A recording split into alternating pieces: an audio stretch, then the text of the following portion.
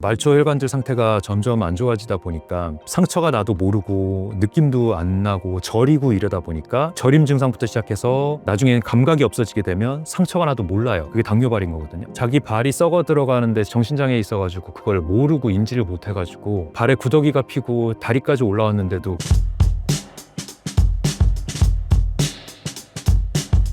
요즘 젊은 분들도 당뇨에 많이 걸리시는데 당뇨의 증상이 어떻게 될까요? 요즘 젊은 분들도 당뇨 점점 많아지고 있습니다. 일단은 30대 고혈압이 제일 문제이긴 한데 당뇨는 그래도 40대 후반, 50대 이 정도는 되어야 걸린다고 생각을 했거든요. 근데 요즘은 이제 40대 초반 당뇨도 꽤 많고요. 이 당뇨는 예전에는 제가 배울 때는 당뇨에 이미 진단되었을 때는 최소한 5년 이상 당뇨가 있었을 가능성이 높다. 길게는 10년까지도 본다. 이렇게 얘기를 했었거든요. 그만큼 이제 당뇨를 검사를 할 기회가 별로 없었으니까 그런데요. 요즘은 이제 건강검진도 40대 이후부터는 이제 2년에 한 번씩 나라에서 하라고 하고 또 병원도 자주 가실 일이 있으면 당을 찍어보실 일이나 피검사를 할 때 나타나기도 하기 때문에 그래서 당뇨가 조금 더 빨리 진단이 되고 있기는 합니다. 그런데 이제 빨리 진단되는 부분도 있지만 우리 식생활이 많이 변화해서 당뇨가 빨리 오는 부분도 분명히 있기 때문에 그 부분도 알고 있어야 됩니다. 이게 당뇨라는 거는 이름에 어떤 증상이 있는데요. 소변에 당이 나오기 시작하는 병을 당뇨라고 하는 겁니다. 근데 사실 소변에 당뇨가 나오는 건 당뇨의 프로세스에서 보면 좀 뒤의 얘기예요. 당이 진단 기준에서 보면 아무 때나 검사를 했을 때 당뇨의 증상인 다음, 다뇨, 다식 이런 많이 먹거나 물을 많이 마시거나 소변을 많이 보거나 하는 게 있는 상태에서 혈당 200을 이상 넘어갈 때 그럴 때 이제 당뇨라고 진단을 하는 거거든요. 아니면은 금식을 유지한 상태에서 이제 128 이상이 나오거나 이러면 이제 당뇨를 얘기를 하는데, 근데 이렇게 당이 우리 몸에서 이렇게 높아지게 되는 이유는 사실은 먹는 거에서 원인이 가장 많습니다. 당, 글루코즈라고 하는데 이 글루코즈는 우리가 포도당을 얘기를 하는 거거든요. 우리가 음식을 먹고 나면 이 음식이 이제 입속에서 이제 씹어서 어느 정도 분해를 하고 그다음 위를 거쳐서 소장에 들어가게 되면 소장에서 당분들이 가장 흡수가 많이 됩니다. 이렇게 해서 소장에 있는 이 말초 혈류를 타고 당들이 올라가서 포도당 자체는 필요한 장기로 바로 갈 수가 있는데 그 외에 과당이라든지 이런 복합당 같은 경우는 간으로 가서 한번 대사를 했다가 다시 포도당으로 분해돼서 몸에 나오고요. 혈당 피크를 자주 제가 강조를 드리는데요. 너무 단순당, 포도당에 가까운 단순당들 내지는 과당, 이당류, 설탕 같은 것들 이런 것들이 많이 우리가 먹게 되면 흡수가 굉장히 빠른 당류이기 때문에 소장에서 빨리 흡수가 되면서 포도당 같은 경우는 바로 이제 장기들로 가서 영향을 주고 그다음에 과당 이상의 이런 이당류 같은 경우는 간에서 한번 분해가 되면서 이제 혈중으로 나오는데 그 속도가 굉장히 빨라지기 때문에 혈당을 200 이상으로 올릴 가능성이 높아지는 겁니다. 요거를 알 수 있는 방법이 이제 연속 혈당계라는 게 있거든요. 예전에는 2주만 체크를 할 수가 있었는데 요즘 6주짜리까지 나왔다고 들었어요. 6주에서 6개월까지도 나왔다고 들어서 계속 개발이 되겠죠. 뭐 배터리의 문제 이런 것들이니까. 저기다 쾅 한번 찍고 나면 핸드폰 대면 내가 앞에 8시간 동안 어떤 음식들을 먹어서 혈당이 어떻게 됐는지를 기록을 남길 수가 있어요. 그러면 의사가 그걸 보고 평소에 이 사람 혈당이 어떻구나를 병원에서만 재는 당이 아니라 우리가 그래프로 바로 알 수가 있는 거죠. 그래서 그걸로 보면 뭔가 되게 음료수를 먹거나 아니면은 빵 같은 거 먹으면 혈당이 당뇨 없는 사람도 200 넘는 경우가 있습니다. 저도 그렇더라고요. 저도 안 좋은 음식을 먹는 날이 되면 200을 넘는 날이 있어요. 당뇨의 고위험군인 거죠. 그래서 어떤 음식을 먹는 게 굉장히 중요하고 또 천천히 먹는 게 굉장히 중요하다고 말씀을 드리는 이유가 혈당 피크를 안 만드는 게 굉장히 중요한 요소입니다. 혈당이 200이 넘지 않고 140, 150 정도까지 올랐다가 그다음 또 식후에 10분 이내에 걷거나 운동을 하면 혈당 피크를 좀 덜 이루거든요. 그래서 천천히 내려가게 되면 췌장에서 나오는 인슐린도 조금만 분비가 되어도 이 혈당이 조절이 되고 그다음에 인슐린도 그렇지만 췌장액도 덜 분비가 되면서 이 당뇨로 가는 확률이 이제 줄어들게 되는 거죠. 그런 식생활을 계속을 해줘야 되는데 그렇지 않고 지금 우리가 먹는 식생활처럼 뭐 서구화라고 얘기하는데 서구화라는 표현 좀 안 맞고요. 너무 단순 가공당이 많은 식생활이라고 봐야 돼요. 초가공식품이라고 하죠. 우리가 라면, 과자, 음료수, 빵, 떡, 면 이런 것들로 대표되는 음식들. 이미 원재료의 모습은 다 없어지고 완전히 갈아가지고 한번 뭉쳐서 만든 것들. 그런 것들이 우리 혈당을 엄청 빨리 올리는 거거든요. 왜냐하면 한번 갈았다 만들었기 때문에 뭉쳐놨다고 하더라도 씹는 게 있긴 하지만 그게 사실 소장에까지 갈 때는 이미 흐트러져서 분해가 되는 거예요. 라면 같은 거, 빵 같은 거 생각해 보세요. 먹자마자 다 그냥 녹지 않습니까? 이런 것들이 혈당을 빨리 올리는 음식들인 거죠. 그리고 또 초가공 식품들이라고 얘기를 하는데 이렇게 갈아서 합쳐서 만든 거에다가 또 뭐 보존료들, 착색료들 이런 가공품들이 많이 들어가죠. 뭐 당장은 우리 몸에 해가 없다고 알려져서 식품의약품의 안전청의 도움을 받아서 이게 허가를 받고 만들어지는 음식들이긴 하지만 사실은 이런 것들이 우리 몸에 들어온 지가 50년밖에 안 된 것들입니다. 길어봐야 50년. 그런 거면은 나중에 이제 우리가 100년, 200년 갔을 때 우리 몸에 어떤 영향을 미치는지 모르고 먹고 있는 것들이에요. 그래서 그런 가공품들, 이런 합성 물질들이 들어오는 거는 방지를 해주는 게 좋습니다. 근데 그런 것들이 초가공 식품들이 들어오는 것들 막지 못하고 단순당 가공당들이 우리 몸에 들어오는 걸 막지 못하면 혈당 피크를 이루고 인슐린이 많이 분비되고 이러면 인슐린 저항성들이 생기게 되는 거거든요. 이 인슐린 저항성은 뭐냐면 내 몸의 세포들이 이 포도당을 잘 이용하지 못하는 상태인 겁니다. 이 포도당은 우리 몸에 들어오려면 인슐린이라는 열쇠를 갖고 확인이 돼서 채널을 통해서 세포 안으로 들어오고 그 다음에 미토콘드리아라는 우리 몸의 세포의 공장 같은 역할을 하는 에너지 공장이 이 당을 가지고 산소를 가지고 에너지를 만들어내는 과정이거든요. 사이트릭 사이클이라고 하는데 이 사이트릭 애시드 사이클을 이용을 하는 데에 들어간 제일 중요한 요소가 포도당과 산소, 그 다음에 많은 조효소들과 효소들이 있기 때문에 비타민, 무기질들이 필요한 겁니다. 그래서 이런 것들을 통해서 ADP를 ATP로 만드는 과정, 이 에너지를 만드는 과정이 산소 대사 과정인 거거든요. 이제 요거 없이 그냥 산소를 아주 쓰지 않으면서 만드는 과정이 이제 암세포의 대사 과정인 거고요. 그렇기 때문에 이제 정상적인 대사 과정을 이루려면 이런 요소들이 다 잘 이루어져야 됩니다. 그래서 미토콘드리아가 건강한 세포가 암세포가 안 되는 거고 당뇨가 안 되는 거거든요. 그런데 이 당들을 못 들여보낸다? 그러면 이제 인슐린 불내성, 인슐린 저항성이라고 하는 겁니다. 인슐린이 몸에서 혈중으로 뽑아져 나와도 당이 안 떨어지는 거예요. 당을 이용을 못하니까. 그러면 혈당이 점점 올라가서 찐득찐득한 피가 되는 거죠. 왜냐하면 우리 물엿 같은 거 생각해 보면 됩니다. 우리 피가 물엿처럼 되는 거예요. 찐득찐득하죠. 그러면 어떻게 될까요? 말초혈관들을 막게 되고요. 그 다음 이 당들을 체결을 못하니까 소변으로라도 배출을 하는 겁니다. 그래서 당뇨가 되는 거예요. 그래서 이런 몸 상태를 만들면 그러면 당연히 뭐 암부터 시작해서 고혈압, 당뇨, 고지혈증 할 거 없이 이런 만성 대사 질환들을 다 만드는 거죠. 다른 장기들도 다 망가지게 됩니다. 그렇게 하면서 당뇨 합병증들이 다 그런 거죠.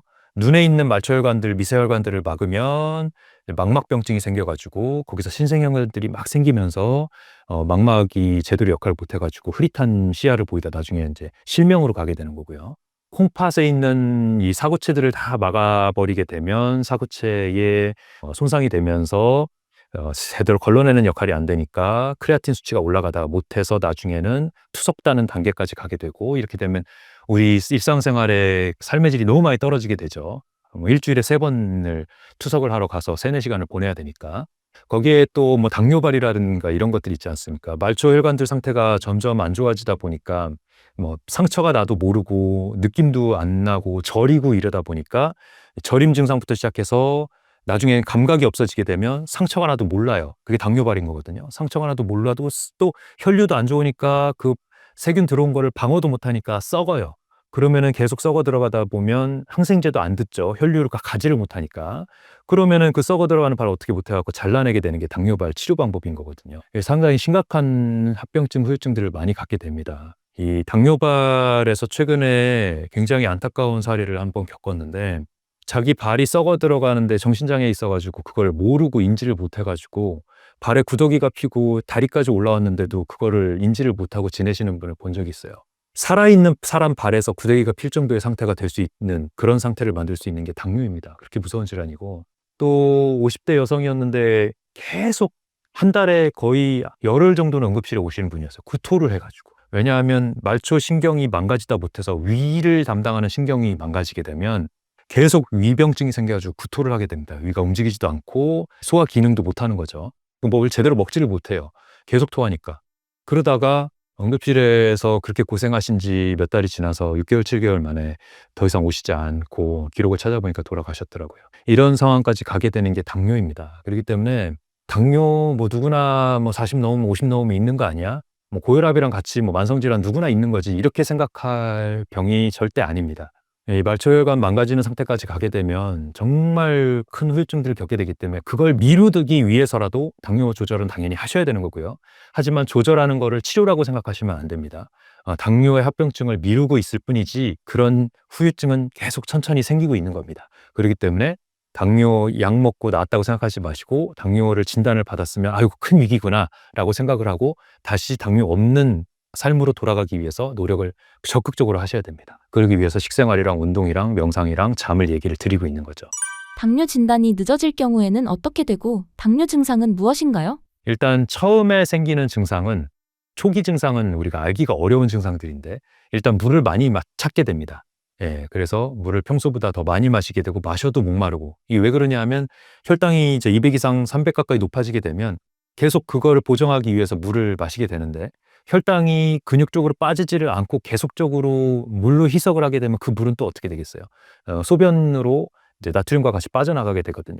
그러면 더 물을 찾게 되는 이 악순환이 반복이 되는 겁니다. 그래서 물을 더 마시게 되는 게 다음이 되는 거고 물을 많이 마셨으니까 소변을 많이 나가게 되겠죠. 그러면서 다뇨가 되는 거고 그러다 보면 이제 나트륨 부족으로 이제 더 많이 먹어야 되는 상태 이런 것들이 또 생기게 되고 그다음 혈당이 또 저혈당이 오니까 또 많이 먹어야 되고 고혈당과 저혈당을 반복을 하는 게 당뇨의 초기이기 때문에 그래서 또 음식을 많이 막 찾게 되고 또 빨리 당을 올리는 걸 또 찾게 됩니다. 가공식품을 더 찾게 되고 이런 악순환이 반복이 되는 게 당뇨거든요. 그렇기 때문에 다음 단요 다식 이런 증상들이 나타나는 초기 증상을 알아채야 되는데 모르고 지내는 경우가 많습니다. 20대, 30대의 경우에는 뭐 어제 술 마셔서 물 많이 마시나 보지, 물 많이 마셨으니까 소변 많이 보게 되는 거지, 뭐 이러면서 그냥 넘기거든요. 근데 그러다가 이제 체중 감소까지 오고 이제 뭔가 피부의 상태가 나빠지게 됩니다. 왜냐하면 말초 혈관들이 나빠지니까 피부도 말초 혈관들이 다 영향을 미치는 거잖아요. 이 말초라는 게 요 끝에 말초만 얘기하는 게 아니고 이 조직 바깥의 쪽도 다 말초입니다. 그러다 보니까 피부가 나빠져서 나중에 이제 피부 각화증이라 그래가지고 이 목이나 이런 데 접히는데 피부가 검게 변하거나 아니면 거칠거칠해지는 증상이 나타날 수가 있고 뭐 아토피 생긴 것처럼 그렇게 피부가 바뀌기도 하고 이런 것들이 나타날 수가 있어요. 이런 피부 변화도 증상일 수가 있고 또 되게 피곤합니다. 당 대사가 제대로 안 되기 때문에 에너지를 제대로 만들어내지 못하는 상태가 반복이 되다 보면 이 에너지 대사들이 나빠지면 에너지를 못 만들어내는 상태가 되면 이제 자도 피곤한 증상들, 그다음 뭘 먹어도 체중이 빠지는 증상들 이런 것들이 나타나게 되거든요. 그렇기 때문에 에너지가 없는 상태, 만성 피로 상태가 또 당뇨의 증상일 수가 있습니다. 이런 것들도 한번 확인을 해보셔야 되고요.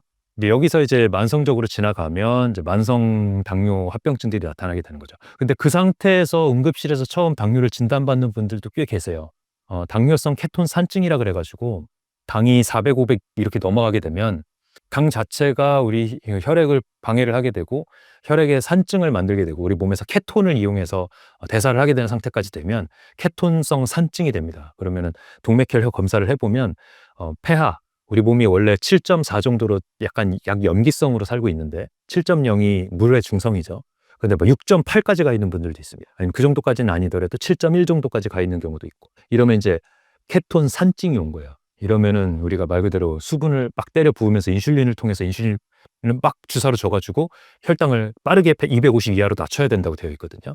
근데 그렇지 않으면은 심장이 멈출 수 있는 산증 자체는 심장을 멈출 수도 있는 거기 때문에 심장을 멈출 수도 있다고 되어 있고 또 이제 콩팥이 망가져서 고칼륨 혈증 상태로 응급실에 와서 처음 진단받는 경우도 드물게 있습니다. 당뇨에 의한 신장병증이 이미 어느 정도 와 있는 상태인 거죠. 그 상태에서 처음 당뇨가 발견이 됐는데 그거에 의해서 막 부정맥이 생기거나 근육 수축이 오거나 이래가지고 왔는데 칼륨이 너무 높아. 이러면 칼륨 자체도 심장을 멈추게 할 수 있거든요. 그래서 이것도 완전 응급 상황입니다. 그래가지고 입원시켜가지고 칼륨 빼는 치료들을 하기도 하고 뭐 이런 상황들이 생기게 되죠. 이런 상황까지 오지 않은 상태로 진단이 되어야 그나마 치료 가능성이 있는데 이런 장기 부작용까지 온 상태에서 당뇨를 늦게 발견하는 경우는 그런 장기 합병증들은 돌아오지 않을 가능성도 있습니다. 예를 들면 망막병증이나 콩팥 이런 것들은 안 돌아올 가능성이 있죠. 한번 진행이 되고 나면. 그래서 그런 초기 증상들을 미연에 알고 당뇨를 빨리 조절을 해야 그런 후기 합병증들을 막을 수 있다. 그리고 초기 진단이 되어 당연히 빠르게 치료도 할 수 있겠죠. 생활습관, 식습관 개선했을 때 빨리 돌아올 수 있는 거니까. 그런 부분들이 있습니다. 그래서 다음 단뇨 다식일 때 진단이 되는 게 가장 좋다. 그 전에라도 당을 체크를 자주자주 해보고 내가 고위험군 식생활을 하고 있다라고 하면 기회가 되면 건강검진이나 적극적으로 받고, 그다음에 요즘은 HbA1c라는 혈액 검사가 있어요. 이게 뭐냐면 3개월 동안 내 당의 상태를 한꺼번에 알 수 있는 검사입니다. 근본 원리는 뭐냐면 우리 적혈구가 3개월 정도 살거든요. 근데 이 적혈구에 당이 얼마나 붙어 있는지를 체크하는 검사예요. 그래서 당이 붙어 있는 적혈구가 6% 이하가 당이 아닌 상태고 5.7% 이하인 게 이제 가장 이상적인데 6.5%를 넘어가면 이러면 이 사람은 당뇨가 있을 가능성이 상당히 높다라고 생각하고 확진 검사를 해봐야 됩니다. 그래서 HbA1c 검사를 특별히 추가를 해보는 방법이 있어요. 그래서 이걸 해봤을 때 당 수치가 낮을 걸로 예상이 되는 5.7 이하다. 뭐 이러면 조금 안심을 할 수가 있는 거죠. 근데 내가 5.7 넘어? 이러면 나 당뇨일 가능성 높으니까 자세히 검사를 하고 빨리 식습관을 완전히 바꿔야 되는 겁니다. 안 그러면 지금 이 얘기했던 무서운 합병증들의 시초에 서 있을 가능성이 있다는 걸 아셔야 됩니다. 요즘 뉴스에서 심근경색으로 쓰러졌다는 보도가 많은데 초기 증상으로는 어떤 게 있을까요? 심근경색이 많이 지금 화두가 되고 있죠. 갑자기 가슴을 움켜쥐고 쓰러지는 가장 무서운 혈관 질환이라고 할 수 있는 심근경색이요. 우리가 응급실에서 제일 급하게 보는 질환 중에 3대 중증 질환 중에 첫 번째가 바로 심근경색입니다.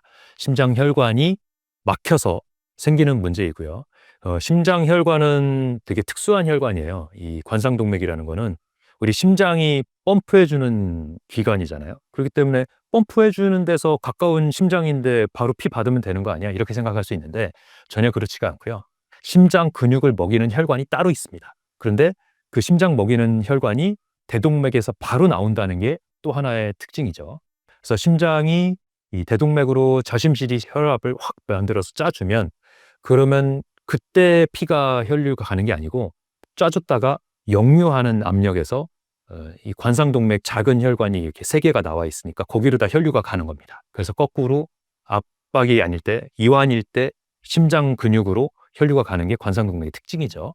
대동맥에 가깝다 보니까 혈압이 너무 높아가지고 대동맥이 망가지는 상황이거나 이러면 관상동맥이 같이 빠르게 망가집니다. 그래서 고혈압이 오래되거나 이러면 관상동맥이 제일 먼저 망가지기 때문에 관상동맥 질환인 심근경색이 더 빠르게 올 수가 있는 거죠. 그래서 심근경색이 무서운 겁니다. 큰 혈관 질환 중에 굉장히 빨리 오는 질환이다. 그래서 관상동맥이 이제 막히게 되면 갑자기 심장이 멈춰버릴 수가 있습니다. 큰 혈관에서 막히면 멈춰버릴 수가 있는데 왼쪽으로 가는 2개의 혈관이 있고 오른쪽으로 가는 1개의 혈관이 있거든요. 근데 왼쪽으로 가는 LAD라는 가장 큰 혈관이 막히게 되면 갑자기 심장이 부르르 떠 심실세동이 오면서 서서히 멈추게 되는 상태가 올 수가 있거든요. 근데 이때가 심장을 되돌릴 수 있는 아주 짧은 1분 정도입니다. 그래서 갑자기 가슴 움켜쥐고 으억 하면서 쓰러지면 우리가 주위에서 심폐소생술을 하기 전에 제세동기를 하라는 교육을 받잖아요. 그게 심실세동일 때 되돌릴 수 있는 방법이기 때문에 그런 겁니다. 그래서 심폐소생술을 하면서 심실세동을 되돌릴 수 있는 제세동기를 와서 갖다 붙여보고 자동 제세동기가 리듬을 분석해서 제세동을 쳐야 되는, 전기 충격을 줘야 되는 상황이면 그걸 주는 순간 심장 기능이 정상으로 돌아오면 드물게는 그 자리에서 깨는 경우도 있습니다. 아주 드라마틱하죠. 그래서 그런 상황이기 때문에 갑자기 가슴 움켜쥐고 쓰러졌을 때 옆에 있는 사람이 그 심폐소생술을 빨리 하면서 제세동기 적용하는 게 굉장히 중요하고요. 이런 쓰러지는 것도 있지만 이게 현장에서 한 30%가 그 자리에서 급사할 수가 있는 질환이고요. 그 외에 60% 정도는 응급실에 도착을 합니다. 하지만 도착을 해서도 30%는 치료 중에도 사망을 할 수가 있을 정도의 위험한 상황이에요. 왜냐하면 심장 근육이 혈관을 뚫어주는데 준비하는데 시간이 걸리고 뚫어주다가도 이 혈관 상태가 너무 안 좋아지거나 하면은 혈관 뚫다가 터지기도 하고 이런 여러 합병증들이 생길 수 있기 때문에 심근경색이어도 응급실에 와서도 사망하는 경우가 있을 정도로 무섭다. 그런 경우 응급실에서 자주 보게 되고요. 어쨌든 이런 통증이 있을 때에 무시하지 말고 협심증 상태일 때 빨리 치료를 받는 게 중요합니다. 흉통이 있거나 어디 계단 오르거나 걸을 때 호흡곤란이 있거나 아니면 식은땀이 있거나 이런 게 전형적인 증상이거든요. 심근경색 환자들 응급실에 왔을 때 보면은 피부가 축축해요. 물을 이렇게 뿌린 것처럼. 이런 게 이제 운동하다가 오신 경우가 있어서도 그렇지만 식은땀을 흘려서도 그렇다. 그래서 식은땀 뻘뻘 흘리면서 가슴 움켜쥐면은 이건 심근경색 가능성이 올라가는 겁니다. 그 전 단계인 협심증 상태가 있는데요. 협심증은 심장 혈관이 완전히 막힌 건 아니고 70% 정도 좁아져 있는 상태거든요. 이 상태가 되면 혈류가 가기는 가는데 저산소 상태가 됐다 안 됐다 하는 겁니다. 그래서 운동을 하거나 이랬을 때 아니면 스트레스 상황일 때 담배 필 때 이럴 때 혈관이 더 좁아지는 상태가 오잖아요. 그러면은 허혈 상태가 오는 거예요.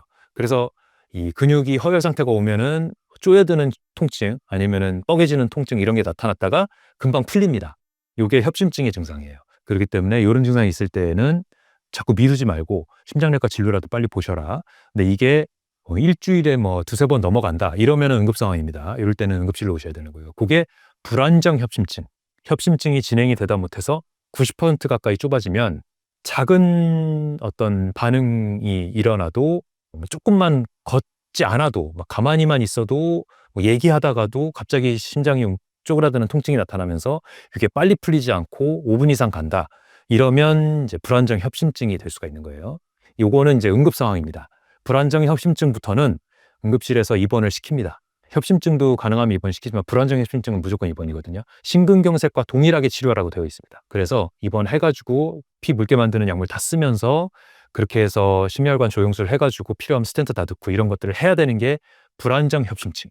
그 단계를 넘어서서 완전히 막힌 상태로 와버리는 게 심근경색인 거죠. 그 사이에 이제 변이형 협심증이라는 것도 있는데요. 변이 협심증은 뭐냐면 새벽이나 아니면 담배 필 때에만 통증이 오는데 혈관은 별로 좁아지지 않은 상태인 거예요. 검사해 보면 혈관은 깨끗한데 운동할 때나 아니면 스트레스 상황이나 담배 필 때에만 혈관이 확 줄어드는 거예요. 이거는 스파즘이라고 하는데 혈관이 자극에 의해서 막 쪼그라드는데 혈관 자체는 별로 좁아지지 않은 상태인 겁니다. 이런 변이 협심증도 있어서 그런 것들도 진단이 되면 치료를 해서 혈관이 계속 움직이지 않도록 관리를 해주는 게 중요하고 식생활 당연히 개선해야 되고 하는 게 필요합니다.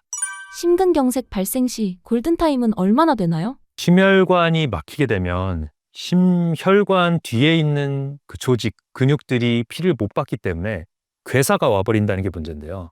우리 팔다리 같은 근육은 혈류가 가지 않아도 한 6시간 정도 버팁니다. 그래서 심장 근육도 6시간이 골든타임이면 너무 좋을 텐데 심장 근육은 계속 움직여야 되고 한 번도 쉬지 않아야 되고 하기 때문에 골든타임이 굉장히 짧아요. 그래서 길게 잡은 골든타임이 2시간입니다. 근데 이 골든타임이라는 거는 심장 혈관을 완전히 뚫어서 재개통을 해주는 시간 기준으로 2시간인 거기 때문에 우리가 치료를 해야 되는 시간은 그거보다 짧게 잡아야 됩니다. 그래서 1시간 안에 응급실에 오셔서 시술을 준비를 하는 시간 30분 잡고 그 다음에 시술을 해가지고 잘 여는데 생기는 그 기간까지 생각을 하면 1시간을 골든타임으로 잡습니다. 그래서 심장 근육이 통증이 왔을 때 119가 도착을 해서 적절한 응급실을 전화를 해서 찾아서 가는 시간까지 고려를 하면 이 신고 시간을 생각을 하는 건 한 30분 정도 짧다고 봐야 되겠죠. 그래서 통증이 있으면 우리가 심근경색인지 아닌지 이번에는 협심증인지 아닌지 판단하기 위해서 뭐 20분, 30분 기다리면 안 되고요. 5분 내지는 1분 이상의 통증만 있어도 119를 부를 생각을 하셔야 됩니다. 이거는 전혀 아까운 일이 아닙니다. 잘못하면 심근경색으로 환자를 놓칠 수가 있기 때문에 1분 이상의 통증만 있어도 응급실 오실 생각을 하셔야 되고요. 5분 이상이면 당연히 응급실 오셔서 치료를 받으셔야 됩니다. 왜냐하면 불안정 협심증의 가능성이 높은 상태인 거기 때문에 그렇습니다. 그래서 그렇게 하면 입원을 해가지고 혈전 생기는 거 방지하는 약 쓰면서 시술 준비를 해야 된다. 심근경색이면 당연히 밤에라도 심혈관 팀을 불러가지고 혈관을 뚫어주는 시술을 해야 된다. 그렇게 해야 그 환자를 살려낼 수가 있는 겁니다. 당뇨와 심근경색 등 갑자기 찾아오는 질병을 예방하는 방법이 있을까요? 당뇨도 그렇고 심혈관 질환도 그렇고 치료 방법에서도 중요하고 그다음에 뇌졸중도 당연히 어떤 연구에서는 뇌졸중을 생활습관 개선으로 80%까지 예방할 수 있다고 되어 있어요. 그 정도로 중요할 정도고 치료와 비교되지 않을 정도로 생활습관 개선이 엄청 중요합니다. 그래서 생활습관 개선은 사실은 당뇨 예방하는 것과 똑같다고 보시면 돼요. 우리가 대사증후군이라는 말을 쓰지 않습니까? 대사증후군의 진단 기준이 혈압, 그다음 당, 그다음에 HDL, LDL, 이 콜레스테롤, 그다음에 이 복부 비만 이런 걸로 보거든요. 그래서 복부 비만 굉장히 중요해요. 이런 요소들을 우리가 관리를 하면 된다고 보시면 됩니다. 그래서 혈압이 낮게 유지가 되려면 말초에 있는 혈관들이 깨끗하게 개통이 되어서 혈압이 낮아도 혈류가 잘 원활하게 흐르는 상태가 되어야 되는 거고 당이 낮아지려면 인슐린이나 이런 걸 써서가 아니라 우리 몸의 인슐린들이 당을 잘 가지고 근육으로 끌고 들어갈 수 있도록 인슐린 불내성, 인슐린 저항성이 없는 상태가 되어야 되는 것이고 그러려면 식생활 중에서는 이제 간헐적 단식, 12시간에서 16시간 금식을 하는 거 있잖아요. 하루에 한 끼 정도를 금식을 유지해 주는 게 굉장히 중요하거든요.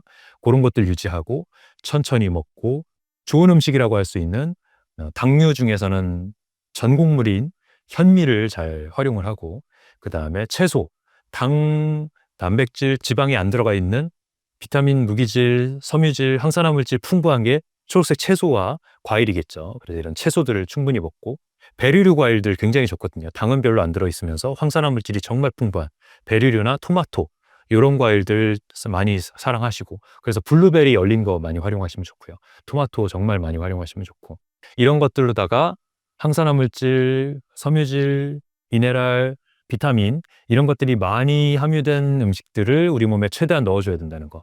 사실 우리가 지방, 탄수화물, 단백질 모자라서 문제가 생기는 경우는 거의 없어요. 환자들 아니고서는. 젊은 분들은 탄수화물, 지방, 단백질을 뭘 어떻게 먹을지를 고민할 게 아니라 이거는 어떻게 좀 줄이고 나머지 4종 영양 물질들을 많이 먹을지를 고민을 한다고 보시면 됩니다. 그래서 탄수화물, 지방, 단백질 어떻게 채울지는 사실 부차적인 문제예요. 저는 이제 현미 중심으로 탄수화물을 전곡류로 해서 채우는 거는 괜찮다는 입장인데 그거 말고 저탄고지로 채워도 상관없습니다. 지방으로 채워도 상관없어요. 중요한 건 초록색 채소 중심의 식사가 있어서 이 나머지 4가지 비타민, 무기질, 섬유질, 항산화 물질들이 풍부히 내 몸에 들어오게 한다는 게 가장 중요하다고 보시면 됩니다. 식생활은 그렇게 하시면 되고 거기다가 이제 인슐린 저항성을 줄이기 위해서 이제 간헐적 단식을 추가를 해주는 거고요. 거기에다가 운동이 너무너무 중요하죠. 당을 낮추는 것도 중요하지만 내 몸의 대사를 긍정적으로 일으키게 하고 혈류를 한번 빠르게 개선을 시키고 그 다음에 당을 한번 빠르게 태워주고 남아있는 간에 있는 글라이코겐 이런 것들을 한번 완전히 깨끗하게 비워내는 게 간헐적 단식도 중요하지만 운동도 너무너무 중요합니다. 그래서 유산소 중심의 운동, 근력 운동은 한 30% 정도로 좀 줄이고 유산소 운동을 70% 정도로 많이 하시고 스트레칭도 빼놓지 마시고 충분히 그 정도를 하시고 이렇게 해서 유산소 운동을 통해서 당 남아있는 것들을 한번 완전히 제거를 해주는 시간이 필요하다는 거. 그렇게 되면 우리가 이제 좋지 않은 음식을 일부 좀 먹더라도 이겨낼 수 있는 캐파가 생기는 겁니다. 그래서 사회생활 하면서 절대 술도 한 번도 안 먹고 절대 외식도 한 번도 하지 마라. 절대 라면도 한 번도 먹지 말아라고 하면 어떻게 지키냐고 물어보시는 분들이 있는데 그 빈도를 최대한 줄이되 꼭 해야 될 때만 내가 안 좋은 걸 알면서 하면은 문제가 없는 거예요. 그래서 예를 들어서 뭐 운동 습관도 좋고 식습관도 간헐적 단식 잘 하면서 한 끼는 초록색 채소와 과일로 된 그런 도시락으로 먹는다. 그런 사람은 뭐 이틀에 한 번, 3일에 한 번 정도 외식을 하는 거 전혀 문제 없죠.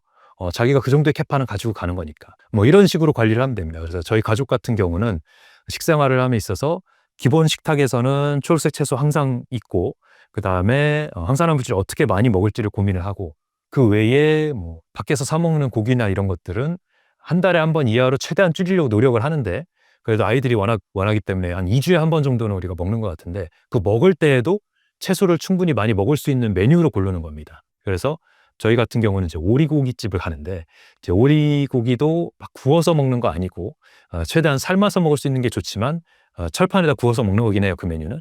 근데 거기에다가 초록색 채소를 마음껏 갖다 먹을 수 있는 그런 장점이 있는 집이어서 그 집을 활용을 하고요. 그 다음에 고기를 구워 먹는 거 있잖아요. 붉은 고기를 구워 먹으면 제일 최악입니다. 왜냐하면 태워서 먹은 거에 의한 아민 계열, 탄소 계열의 나쁜 발암 물질들도 들어오지만 그것들이 태울 때에 연기로 흡입될 때가 더 악의 영향이 크거든요. 그래서 이제 여성분들 주방에서 팬 안 틀고 많이 오래 요리하다 보면 폐암에 걸리는 이유가 담배를 안 폈는데 걸리는 이유가 그런 이제 아민유 계열, 다탄소종 계열들이 흡입이 돼서 생기는 문제입니다. 그래서 먹는 것보다 흡입이 더 문제이기 때문에 그런 고기 굽는 데 그냥 가지 않는 게 제일 좋아요. 그래서 고기 굽는 것보다는 가능하면 삶은 고기들, 뭐 족발이나 수육 같은 거 아니면은 뭐 보쌈이나 이런 것들은 그나마 붉은 고기를 먹는 방법 중에 나은 방법이고요. 가능하면 뭐 오리고기나 닭고기처럼 화이트 머슬을 이용하는 게 좋고 아니면 어류 같은 거가 그나마 이 육류 중에서는 더 나은 선택입니다. 그래서 고기, 생선, 계란, 우유에 너무 집착을 할 필요가 없다. 가능하면 육류의 섭취를 최소한으로 줄이고 우리가 단백질을 얘기를 할 때 하루에 50g 정도의 단백질이 필요하다고 얘기를 하는데 사람들이 착각을 하는 게 50g을 다 육류로 먹어야 된다고 생각을 하는 착각을 해요. 그래서 댓글들에 보면 이 얘기를 하면 아니 고기를 50g만 먹으라니 말이 되느냐. 단백질 50g 먹으라는 걸 착각한 의사다.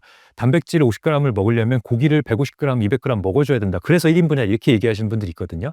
그런데 현미나 채소에도 단백질이 조금씩 들어 있습니다. 그렇기 때문에 그런 부분들을 생각을 하면 그런 데서 들어오는 거 감안을 해서 육류에서의 단백질은 조금 줄일 필요가 있다. 또 단백질 너무 많이 먹으면 또 문제가 있을 수가 있고, 통유에서 콩이나 이런 두부에서 또 단백질을 얻기 때문에 그런 식물성 단백질까지 고려를 하면 고기에서 얻는 단백질은 하루에 50g이면 충분하다라고 말씀을 드린 거고요. 이런 걸 감안을 해서 식생활을 꾸리시면 좋을 것 같습니다.